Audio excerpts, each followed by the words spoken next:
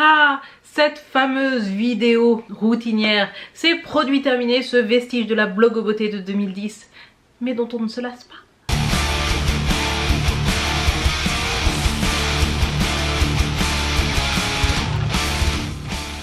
Bonjour à toutes et à tous et bienvenue pour cette nouvelle vidéo sur Blood is the New Black. Au titre, vous avez tout à fait compris de quoi on va parler, c'est la rubrique nécrologique. Si vous débarquez ici, la rubrique nécro, c'est quoi? C'est tout simplement un moment où je passe en revue les produits de beauté que j'ai terminés dans les mois précédents et où je vous dis si je les ai aimés, si je les ai pas aimés, si c'était trop bien, si je vais les racheter, bref, ce genre de choses. C'est quelque chose qui se pratiquait beaucoup au début de quand je faisais YouTube et qui aujourd'hui est un petit peu tombé en désuétude, mais que je continue à faire parce que c'est toujours sympathique. J'ai donc, comme d'habitude, mis mes produits terminés dans cette adorable tote bag qui a été dessinée par Cécile aka Savannah's Art, dont il y aura un lien sur son Instagram, blablabla. Donc dans ce tote bag custom par Réel, il y a tous les produits que j'ai terminés au cours des derniers mois. Je n'ai pas fait de rubrique nécrologique depuis de mémoire octobre. J'ai filmé celle d'octobre mais je ne l'ai jamais publiée et puisque je parle d'Halloween dans cette vidéo, je me suis dit que c'était un peu con de la publier maintenant, donc je pense que c'est une vidéo que je publierai peut-être l'année prochaine au mois d'octobre. Alors le premier produit à sortir, c'est un produit qui était dans ma douche, donc je suis désolée. S'il s'agit de Boo, c'est une gelée de douche de chez Lush, donc que j'avais reçue en partenariat. Donc Boo, c'est une sorte de gelée de douche noire et personnellement les gelées de douche Lush, ça me laisse dans une incompréhension totale. Je ne trouve pas ça pratique. On a un espèce de truc tout glu-glu qui est assez difficile à étaler sur le corps. Dans le cadre de Boo, qui est une gelée noire, donc pour Halloween ça laisse des traces noires sur le corps. Si on met trop d'eau, bah, le truc il part, il vivre sa vie au fond de ma baignoire. Donc je n'ai pas compris comment m'en servir. Ça a été une purge, par contre ça sent extrêmement bon. Ça a une odeur un petit peu de bubblegum, extrêmement sucrée, mais c'est incompréhensible. C'est pas la première gelée de douche Lush que j'essaye, mais je n'ai toujours pas compris ni l'intérêt ni pourquoi c'est si populaire. Je ne peux que vous conseiller, si un jour vous avez envie de tester ce truc, c'est assez unique, mais moi ça ne m'a vraiment pas convaincue. Ensuite, j'ai terminé ceci qui est le shampoing cheveux doux de chez Sobioéthique au lait d'amande. Donc c'est un shampoing pour les cheveux, merci Séraph, qui est très doux et qui a l'avantage d'être sans sulfate, sans parabènes et sans silicone. Moi c'est surtout le sans sulfate qui m'intéresse parce que moi j'ai le cuir chevelu assez sensible et si je mets des sulfates qui sont un peu forts, je me retrouve avec masse pellicule. Pour le moment ça fait un petit moment que je n'ai plus de pellicule, donc je croise les doigts. Le Sobioéthique était un shampoing qui me lavait suffisamment bien les cheveux. Je tenais à peu près une semaine sans me les relaver. Il était assez doux, il est un tout petit peu cher puisqu'il coûte dans les 5 €. Il se trouve facilement dans votre supermarché, à Cora, à Auchan, etc. Généralement les produits Sobioéthique sont des bons produits, ce sont des produits avec une bonne composition, ce sont des produits assez doux, etc. Donc si vous avez cuir chevelu sensible, je ne peux que vous conseiller les shampoings Sobioéthique, c'est très bien. Ensuite, un autre produit Lush qui était dans ma douche. J'ai terminé le gel douche Rub qui est un gel douche exfoliant. Donc ça, cela faisait partie de leur collection de cet été. Il s'agissait d'un gel douche qui sentait bon l'air marin, qui était bleu et qui était un gel douche exfoliant en même temps. Alors en soi c'est une excellente idée parce que j'imagine tout à fait que lorsque l'on va à la plage le soir, on utilise ce bon gel douche exfoliant pour enlever toute trace de sable et en plus on sait que l'exfoliation c'est ce qui permet de garder un beau bronzage, etc. Donc en soi l'idée est top.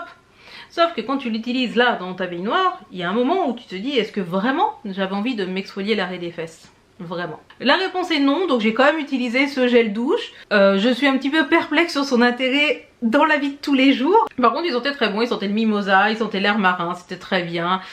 Juste le concept me laisse un poil perplexe. Ensuite, toujours dans les gels douche, j'ai terminé ce petit gel douche, cet échantillon, enfin ce format voyage du gel douche à la British Rose de chez The Body Shop.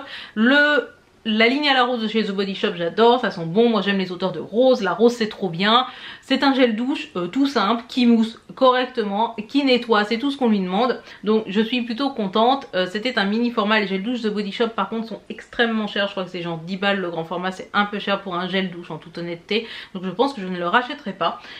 Mais par contre il était vraiment très cool et je n'ai aucun reproche à lui faire. Donc repose en paix, petit gel douche. Ensuite j'ai terminé ceci qui est le gel nettoyant micellaire tout en un de Garnier de la gamme Skin Active. Il s'agit d'une sorte de gel nettoyant qui est à la fois un démaquillant, c'est-à-dire que vous pouvez tout à fait nettoyer votre visage et en même temps vous pouvez le passer sur vos yeux et enlever votre maquillage des yeux. L'idée est très bonne, mais je pense qu'elle ne se destine absolument pas à des personnes comme moi. Je pense qu'elle se destine à des personnes qui se maquillent beaucoup moins et sûrement pas avec des trucs waterproof, parce que clairement ça n'est pas suffisant pour me démaquiller. Je porte sans doute beaucoup trop de make-up pour cela, et en plus comme j'ai les yeux assez sensibles, je trouvais que si je me mettais ne serait-ce qu'un tout petit peu de produit dans l'œil, ce qui arrive quand tu te démaquilles, hein, voilà, ça me piquait, donc je ne suis pas satisfaite de ce produit. Cela ne correspond pas, je pense, à mon utilisation. Je pense que si vous vous maquillez très peu, que genre vous mettez juste un petit peu d'ombre à paupières et du mascara, c'est bien suffisant pour vous, si tant est que vous n'avez pas les yeux trop sensibles. Le côté gel nettoyant était bien par contre, parce que moi j'aime bien l'idée d'avoir un seul produit pour tout faire, mais clairement en termes de démaquillant c'était pas du tout suffisant. Donc clairement je ne le rachèterai pas. Maintenant je suis repassée à un démaquillage à l'huile avec la Two Way Off Oil de chez Shiseido, et il n'y a pas photo pour démaquiller du waterproof, c'est incomparable. Ensuite j'ai terminé cette eau de rose, donc un toner pour le visage avec de l'eau florale de rose, hein. C'est écrit dessus comme le port salut. Ceci je l'avais acheté à Action, car oui, puisque je vais assez régulièrement à Action, je me suis dit bah vas-y testons des produits de beauté de chez Action. Et figurez-vous que l'eau florale de rose de chez Action, elle est très bien, elle est tout aussi bien que n'importe quelle autre eau florale, et elle coûte 2 balles. Donc si vous allez à Action, je ne peux que vous la conseiller. Elle fait très bien son travail, elle parfait le démaquillage, elle est fraîche sur le visage, et par exemple quand on se réveille le matin, ça fait vraiment un bon petit coup de fouet à la peau. Donc je ne l'ai pas racheté tout simplement parce que quand je suis retournée chez Action, je ne l'ai pas retrouvé. J'ai pris un autre toner chez Action, mais pas de la même marque. Je la rachèterai probablement si je la retrouve, d'autant que je crois qu'elle coûte quelque chose comme 2 €, donc c'est vraiment dommage de se priver. Dans l'ensemble par contre, je peux vous le dire d'avance, même si je n'ai pas terminé mon autre lotion de chez Action, les produits de beauté simples de chez Action, les lotions, les démaquillants, ce genre de choses, c'est très bien, je ne peux que vous les conseiller. Ensuite, j'ai terminé cette crème hydratante fondante de chez Algology, qui est une crème pour le visage hydratante. Je l'avais reçue je crois dans une box beauté à une autre époque. Je l'ai utilisée sur le visage, c'est une crème qui est assez grasse, donc je l'utilisais le matin. Elle fonctionne plutôt bien. Après c'est comme tous les crèmes de jour, c'est vraiment difficile de voir s'il y a ou non un réel effet. Je n'ai pas vu d'effet négatif, mais est-ce qu'il y a eu vraiment un effet positif? Ça c'est impossible à dire. Donc je reste dans la perplexitude, je pense que ça fait pas de mal. Par contre c'est une crème qui je crois coûtait assez cher, elle devait coûter genre 30 balles. Est-ce qu'elle vaut son prix? Bah j'ai pas d'argument pour dire oui en toute honnêteté. Donc voilà, si vous l'avez dans une box, si vous la voyez pas chère, pourquoi pas. Après c'est comme tout, les crèmes de jour, bah c'est pas ça qui va être miraculeux. Je pense que c'est un bon produit, mais j'ai aucune preuve. Elle était plutôt sympa et elle sentait pas mauvais, donc voilà. Je ne l'ai pas racheté, je ne vais pas la racheter. Je suis repartie sur une crème parfumée à la rose que j'avais acheté au Japon, dont j'ai oublié le nom. Ensuite j'ai terminé, je vous en ai parlé plusieurs fois, mon fameux déo, mon savon compressé ici à la vanille. Ce sont des déos qui fonctionnent sur moi. Comme je vous l'avais dit, j'ai beaucoup de mal avec les déos type roll-on. Maintenant ça ne fonctionne plus du tout sur moi. Les déos bio, les déos en crème, ça fonctionne plus du tout sur moi. En ce moment ça fonctionne et c'est pas cher, donc tant mieux. Je ne peux pas garantir que ça fonctionnera éternellement. Ça a le mérite d'être un déo avec 0% d'alcool, à la pierre d'Alain, etc. Je crois que la compo est pas trop dégueu, mais en toute honnêteté je ne l'ai pas lu. J'ai déjà racheté, pas au même parfum, mais j'ai déjà racheté de la même gamme. Tant que ça fonctionne, je ne bouge pas et je ne tente pas d'autres trucs parce que j'ai pas envie de puer, encore moins quand on fait le métier que je fais. Ensuite j'ai terminé ce shampoing sec de chez Sephora, parfum coco. Je l'avais acheté en solde, il coûtait quelque chose comme 1 ou 2 € et je m'étais dit allez vas-y on va tester. De toute façon on a toujours besoin de shampoing sec chez soi, et ça c'est vrai. Je n'ai pas été spécialement convaincue. En toute honnêteté c'est un shampoing sec que je trouve assez peu efficace par rapport au shampoing sec de marque Auchan ou au shampoing sec de marque Baptiste. Il coûtait 2 € donc voilà, je vais pas me plaindre. Par contre à son prix plein, clairement non, il ne vaut pas la peine. Il avait une très bonne odeur de coco par contre, ça c'est vrai, mais s'il ne fait pas l'effet nécessaire sur ma tignasse, je n'en vois pas l'intérêt. Ensuite j'ai terminé ceci, la base HD de chez NYX. Donc c'est une base de fard à paupières qui les empêche de criser dans la paupière puisque j'ai la paupière assez grasse. C'est une remplaçante de la Primer Potion de Urban Decay ou de la Shadow Insurance de Too Faced. c'est un excellent produit. C'est une base qui pour moi remplit exactement tout ce que je demande à une base de maquillage. Cela fait un bon moment maintenant que je n'achète plus qu'elle parce qu'elle coûte beaucoup moins cher que la Urban Decay. Je crois que là on est dans du 7 € alors que la Primer Potion coûte dans les 25 balles. Donc autant vous dire que prenons la NYX, il n'y a juste pas à se poser la question. Ça dure assez longtemps, je l'ai déjà racheté. Si vous cherchez une base de fard à paupières pour que vos fards à paupières tiennent vraiment toute la journée, eh bien la HD de chez NYX elle est parfaite pour cela, vraiment n'hésitez pas, allez-y les yeux fermés. Ensuite j'ai terminé ce fond de teint de chez Maybelline, le Super Stay 24 heures. C'est un fond de teint à effet mat haute couvrance qui avait l'avantage d'être disponible dans ma teinte, donc la teinte la plus claire je crois que c'était ivoire, quelque chose comme ça. C'est un fond de teint qui est parfaitement adapté si vous avez la peau grasse parce qu'il est vraiment bien mat. Moi c'est ce que j'aime. Par contre si vous avez la peau sèche je pense qu'il va pelucher sur votre peau et faire tout à fait dégueulasse. Il est vraiment dédié aux personnes avec des peaux un peu grasses.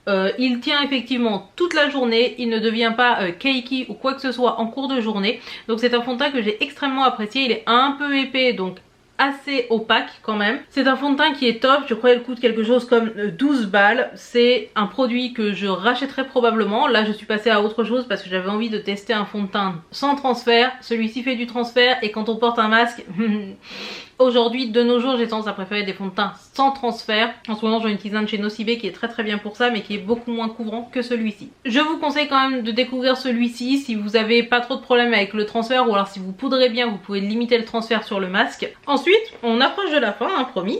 J'ai terminé le mascara Worth the Hype de chez NYX. C'est un mascara qui ne vaut pas du tout la hype dessus parce qu'il est globalement nul à chier pour mes cils. Alors le mascara c'est quelque chose de très personnel, je le dis à chaque fois, ce qui marche sur moi ne marchera pas sur vous et ce qui marche sur vous ne marchera pas sur moi. Juste ça, c'est pas adapté à mes cils du tout, ça fait un peu de longueur mais ça fait aucune épaisseur et ça fait aucune courbure. Donc autant vous dire que à part juste noircir mes cils et les allonger un peu, ça ne sert à rien. Mes cils sont déjà noirs en plus donc merci mais non merci. Ensuite, en avant-dernier, j'ai terminé l'anti-cerne Big Cover de chez Etude House que j'avais acheté lorsque j'étais en Corée. C'était un excellent anti-cerne. C'est un excellent anti-cerne tout simplement pourquoi? Parce qu'il est à la fois un maquillage et un soin comme tous les produits coréens. C'est à la fois quelque chose qui va soigner votre peau et quelque chose qui va la maquiller. Donc il y avait plein d'ingrédients qui sont bons pour le contour de l'œil, pour vous réveiller, etc. C'est un produit que j'aimais énormément. Je l'avais dans la teinte je crois la plus claire, mais c'est pas écrit dessus donc je ne saurais pas vous la retrouver. Si vous avez l'occasion de tester les produits Etude House en général, hein, leurs produits de teint sont tous très bien. Les anti-cernes sont aussi très bien. En Corée on trouve des produits de teint avec une excellente couvrance et une tenue toute la journée. Je n'avais pas forcément besoin de poudrer cet anti-cerne pour qu'il tienne. J'en suis extrêmement contente. Je ne l'ai pas racheté tout simplement parce que je n'ai pas fait de commande Etude House dernièrement. J'utilise actuellement un anti-cerne NYX qui m'apporte entière satisfaction, mais il est très probable que je reprenne des anti-cernes de chez Etude House. Enfin, le tout dernier produit que j'ai terminé, c'est ceci. Il s'agit de la base pour fard à paupières waterproof de chez NYX. La différence elle est simple. Alors la différence avec l'autre base de fard à paupières, c'est qu'en fait celle-ci n'est pas forcément dédiée à faire absolument tenir vos fards, elle est destinée à transformer vos fards à paupières en fards waterproof. Et moi je ne l'utilise même pas sur mes fards à paupières. En effet, j'ai piqué l'astuce à réel.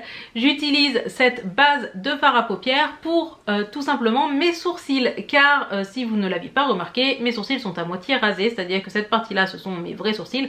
Cette partie-là ce n'est que du dessin. J'utilise généralement un fard à paupières pour dessiner mes sourcils. Fard à paupières qui est posé sur cette base waterproof et qui me permet donc d'avoir une intensité de fard à paupières très importante et surtout une excellente tenue de mes sourcils tout au long de la journée, parce que quand on n'a plus de sourcils et qu'on les dessine, il n'y a rien de pire que genre se frotter le sourcil et avoir le truc qui part complètement, ou de prendre la flotte et de ne plus avoir de sourcils. Autant vous dire que vous avez bien envie d'avoir une base waterproof.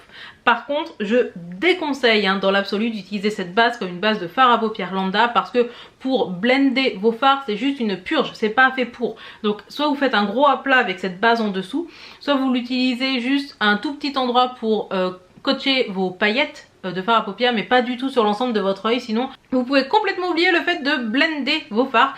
Ça ne va pas marcher. Et cela vous permet aussi d'utiliser n'importe quel fard à paupières de vos palettes en fard à sourcils, et ça c'est vachement cool, et c'est ce qui fait que des fois je peux avoir des sourcils bleus, des sourcils rouges et des sourcils verts. C'est tout simplement parce que j'ai utilisé cette base plus un fard à paupières de la couleur adéquate. Et voilà, c'était le tout dernier produit que j'ai terminé. J'espère que cette rubrique nécrologique un petit peu plus longue que les autres vous aura plu. Si c'est le cas, n'hésitez pas à me laisser un pouce vers le haut ou un petit commentaire pour que l'algorithme YouTube comprenne bien que je suis revenue. Si vous connaissiez certains de ces produits, n'hésitez pas à me dire en commentaire ce que vous en pensiez. Si vous aussi vous aimez vous exfolier les fesses avec votre gel douche, si vous avez des astuces pour les sourcils rasés, n'hésitez pas en commentaire, je suis plus que preneuse. Sur ce, en attendant la prochaine vidéo, n'oubliez surtout pas d'allumer la lumière et on se dit à très bientôt. Tchuss!